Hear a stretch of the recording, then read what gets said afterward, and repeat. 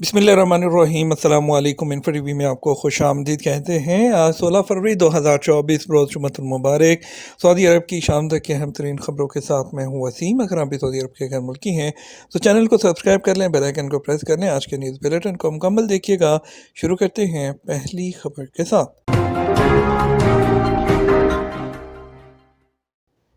Munich security conference, سعودی وزیر خارجہ شہزادہ فیصل بن فرحان جرمنی پہنچ گئے۔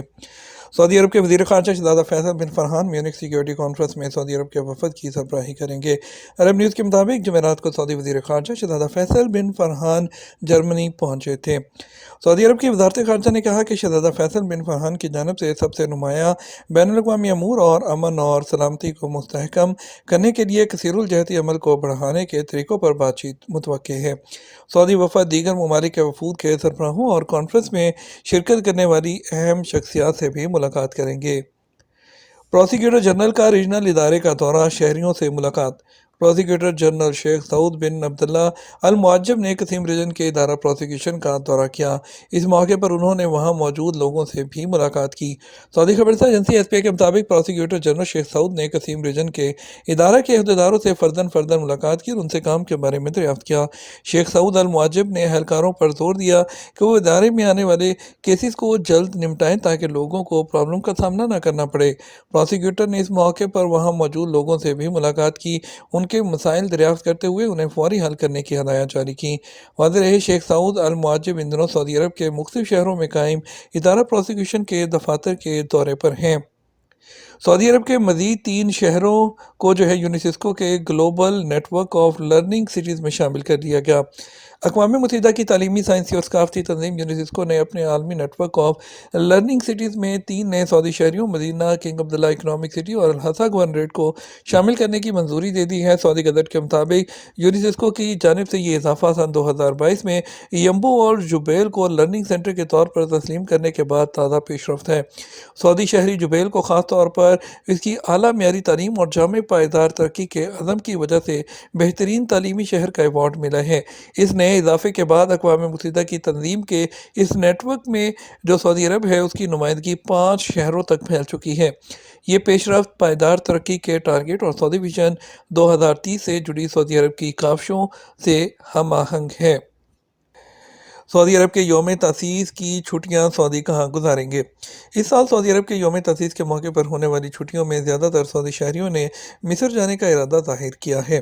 العربیہ نیوز کے مطابق اس سال یوم تاسیس کے موقع پر سرکاری اداروں میں 3 روزہ چھٹیاں ہوں گی۔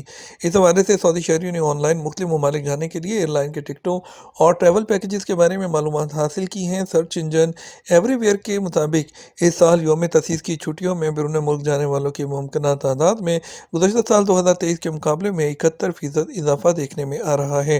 سفر اور سیاحت کے حوالے سے ایک اور ویب سائٹ کا کہنا ہے کہ اندرون مملکت سیاحت میں بھی غیر معمولی اضافہ ریکارڈ کیا گیا۔ سیاحت کے حوالے سے سعودی عرب 5 ملکوں میں سر فہرست رہا۔ ویب سائٹ کے مطابق یوم تاسیس کی چھٹیوں کے حوالے سے 10 ممالک کے بارے میں لوگوں نے سرچ کیا، جن میں سر فہرست ممالک میں مصر، دوسرے نمبر پر انڈیا، تیسرے پر ترکی، جبکہ 10واں نمبر انڈونیشیا کا رہا۔ اس حوالے سے ایک ٹور آپریٹنگ کمپنی کے ذمہ دار کا کہنا تھا کہ سعودی عرب کے یوم تاسیس کے موقع پر ہونے والی چھٹیوں سے لطف اندوز ہونے والوں کی کوشش ہوتی ہے کہ کم اخراجات میں بہتر تفریح کی جا سکے۔ اس حوالے سے سب سے زیادہ لوگوں کی توجہ مصر کی جانب رہی، جو اپنے اہل خانہ کے ہمراہ وہاں جانے کے خواہش مند ہیں۔ کویت نے ویزا پالیسی میں تبدیلی کر دی۔ کویت نے ترقی کو تیز کرنے کے لیے فیملی اور ٹورسٹ ویزا کے ضوابط پر نظر ثانی کرتے ہوئے نئی پالیسی کے تحت 1 ماہ کے فیملی ویزے اور 3 ماہ کے ٹورسٹ ویزوں کا اعلان کر دیا۔ گلف نیوز کے مطابق کویت کی وزارت داخلہ نے تجارتی، اقتصادی اور سیاحتی منظرنامے کو بحال کرنے کے لیے اہم اقدام کے طور پر فیملی، تجارتی اور سیاحتی وزٹ ویزا کے اجراء کے لیے نئی پالیسی متعارف کرائی ہے۔ اس حوالے سے نائب وزیر اعظم ان کی ہدایات کے بعد تمام 6 گورنریٹس کے رہائشی امور کے محکمے اب ان درخواستوں پر کارروائی کر رہے ہیں۔ نئی پالیسی اور تازہ ترین ویزا شرائط سے پتہ چلتا ہے کہ درخواست دینے والے کو فرسٹ ڈگری کے رشتہ داروں جیسے کہ والدین، میاں بیوی اور بچوں کی کفالت کے لیے کم از کم 400 کویتی دینار اور دیگر رشتہ داروں کے لیے 800 کویتی دینار تنخواہ کی مخصوص حدوں کو پورا کرنا ہوگا۔ فیملی وزٹ ویزے پر ملک میں قیام کی مدت 1 ماہ مقرر کی گئی ہے، جبکہ ٹورسٹ ویزے 3 ماہ کے لیے ویلڈ ہوں گے۔ गुज़श्ता माह 37,000 सनती लाइसेंस जारी किए गए। सऊदी वजारत सनत और मदनियात ने कहा कि जनवरी 2024 में 37,553 जो इंडस्ट्रियल लाइसेंसेज हैं वो जारी किए गए हैं। सऊदी खबरसार जो एजेंसी है एस पी के मुताबिक वजारत का कहना है कि जो लाइसेंस हैं जारी हुए हैं वो 4 किस्म के हैं। वो दोनों ज़ुबान अरबी और जो अंग्रेज़ी है उसमें जारी किए जाते हैं। वजारत का कहना है कि नए लाइसेंसों के जो इजरा है उसमें उससे सऊदी अरब में एशिया की तैयारी और जो मुसाबकत है उसका माहौल जो है वहाँ पर बढ़ेगा। और इसके अलावा जो है उनका कहना था बरामदात में भी इजाफा होगा। दुनिया भर में सऊदी अरब में तैयार होने वाली चीज़ों की काफ़ी तलब है। सनतों के क़याम से सऊदी शहरियों को रोज़गार के नए मौक़े भी मैसर आएंगे। वजारत ने कहा कि सनती लाइसेंस के इजरा के लिए वजारत की वेबसाइट www.coo.mim.gov.sa पर दरख्वास्त दी जा सकती है। ब्लूमबर्ग मीडिया और SRMG का जद्दा में पहला पावर प्लेट समिट। सऊदी अरब में पहली बार 7 मार्च को पावर प्लेट समिट का इनेकाद हो रहा है। अरब न्यूज़ के मुताबिक ब्लूमबर्ग मीडिया और Saudi research and marketing group SRMG ने जद्दा यॉट क्लब में होने वाले इस इवेंट का ऐलान किया। इसके साथ फार्मूला 1 सऊदी अरेबियन ग्रां प्री का भी मुकाबला होगा। इस स्पोर्ट्स इवेंट को ब्लूमबर्ग और अशरक बिजनेस ने स्पॉन्सर किया है। ये इवेंट खेलों में कारोबार के मौसर स्टेक होल्डर, एंटरटेनमेंट और टेक्नोलॉजी को एक साथ जमा करेगा, जिससे मुस्तकबिल में खरबों डॉलर की सरमाकारी और इम्कानात का भी अंदाज़ा लगाया जा सकेगा। सऊदी मुसन्नफ़ा की अरबी अफसानों के बैनुल-अक़वामी इनाम में शमूलियत। अरबी अफसानों पर मुश्तमिल 2024 के बैनुल-अक़वामी इनाम के लिए 6 नावलों का इंतखाब किया गया है, जिनमें सऊदी जो राइटर हैं रिजा आलम का नाम भी शामिल है। अरब न्यूज़ के मुताबिक मुरतब की गई लिस्ट में फ़लस्तीन, मिस्र, शाम और मराकश के मुसन्निफ़ीन भी शामिल हैं। लिस्ट जो सरफ़हरिस्त नाम है 28 अप्रैल को अबू धाबी में जो मुनक्कदा तकरीब है उसमें सामने आएंगे।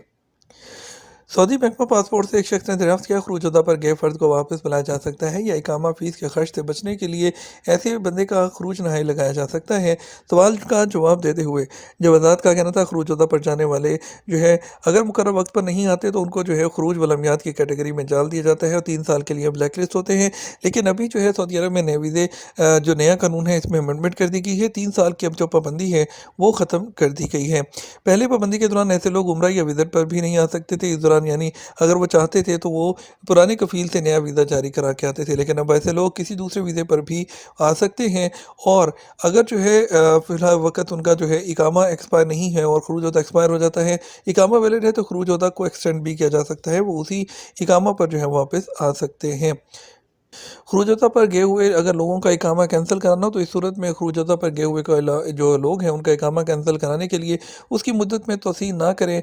खरूजता एक्सपायर होने के बाद 6 माह बाद जवाज़ात का ऑटोमेटिक सिस्टम जो होता है वो उसको खरूज वलमियात की कैटेगरी में शामिल कर देता है, लेकिन फ़िलवक़्त जो है वो खरूज वलमियात के ऑप्शन जो है वो ख़त्म कर दी गई है। ये तो हमारा अब तक का न्यूज़ बुलेटिन है। मज़ीद और अहम खबरों के लिए हमारा शाम 12 बजे का न्यूज़ बुलेटिन देख सकते हैं। इसके साथ हम आपसे इजाज़त चाहेंगे। वीडियो को लाइक और शेयर कर दीजिएगा। आपके कीमती वक्त का शुक्रिया। अपना ख्याल रखिएगा। अस्सलाम वालेकुम।